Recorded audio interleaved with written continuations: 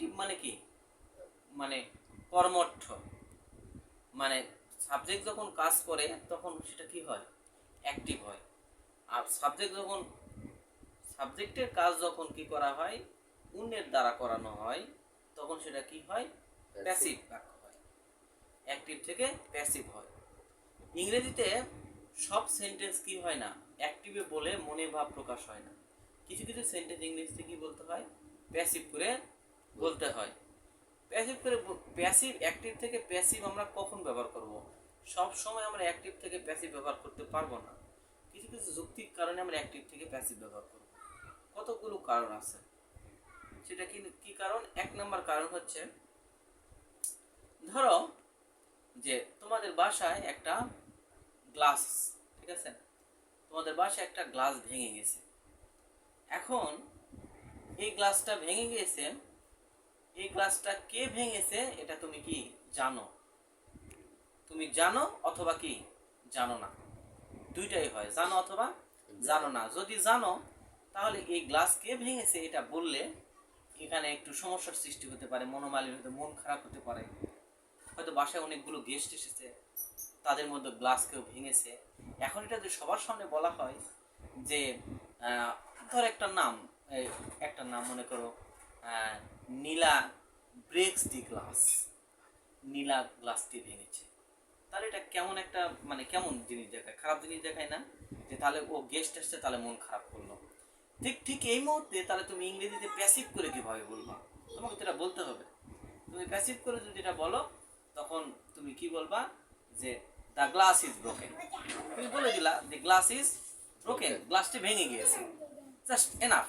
এটা ইংরেজি তুমি প্রকাশ করতে চাও, দ্য গ্লাস ইজ ব্রোকেন। কেউ কোনো প্রবলেম সৃষ্টি হলো না, কেউ যে গ্লাসটি ভেঙে গিয়েছে ইংরেজিতে বললা, এটা নাম করে বললো না যে অমুক গ্লাসটি ভেঙেছে। এই কারণে আমরা ইংরেজিতে অ্যাক্টিভ থেকে প্যাসিভ ব্যবহার করতে পারি, একটা প্রধান কারণে, এক নম্বর কারণ। আবার তোমার কি আছে, হচ্ছে গ্লাসটা তাহলে কি, মানে বললে সমস্যা, ঠিক আছে, যে কে ভেঙেছে গ্লাসটি। আচ্ছা, বাসায় টাকা হারিয়ে গিয়েছে, এখন টাকা নিয়েছে কেউ, এখন এটা বললে কি, একটু বাসায়তে গেস্ট আসছে, বা হয়তো তুমি জানো যে তোমার পার্স থেকে টাকা নিয়েছে। এখন তুমি যদি বলো, নাম বলো যে হচ্ছে মাই ব্রাদার টেক্স মাই মানি, ঠিক আছে, বা মাই ব্রাদার স্টিলস মাই মানি, আমার ভাই আমার টাকা কি নিয়ে নিছে, তাহলে একটা কি খারাপ দেখায় না? কি মানে এটা একটা, মানে কোন একটা ফাসাদের সৃষ্টি হতে পারে। তুমি বললা, সিম্পল বললা যে মাই মানি ইজ স্টোলেন, প্যাসিভ করে বললাম মাই মানি ইজ স্টোলেন, আমার টাকা হারিয়ে গেছে। আচ্ছা, তাহলে কি কোনো সমস্যার সৃষ্টি হলো না? এইসব কারণে আমার ইংরেজিতে অ্যাক্টিভ থেকে প্যাসিভ ব্যবহার করবো, এক নম্বর কারণ, যে আমরা তখন অ্যাক্টিভ থেকে কি করবো, প্যাসিভ ব্যবহার করব। আরেকটা কারণ হচ্ছে যে জানা নাই, আসলে জানি না এই কাজটি হয়েছে। এটা আমরা পজিটিভ সাইডে দেখলাম। নেগেটিভ সাইডে কি, বাসার গ্লাস কে ভেঙেছে, আসলে এটা কি নাই, জানাই নাই, জানি না গ্লাস কে ভেঙে গেছে। তোমার আম্মু বলছে দি গ্লাস ইজ ব্রোকেন, আর one of glasses is broken, আমাদের একটি গ্লাস কি ভেঙে গিয়েছে, জানা নাই।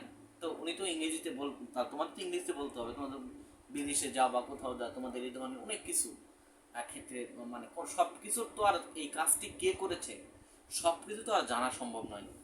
আমরা অ্যাক্টিভ বাক্য সবসময় আমরা বলতে পারবো না।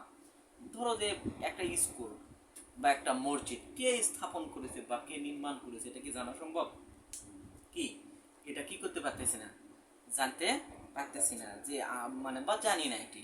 তখন কি বলবা, তখন তোমাকে প্যাসিভ ইউজ করে বলতে হবে। তুমি সাবজেক্টে বলতে পারবে না যে হচ্ছে মিস্টার আহসান বিল্ডস আহসান মঞ্জিল, এটা তো আর বলতে পারবা না, ঠিক আছে।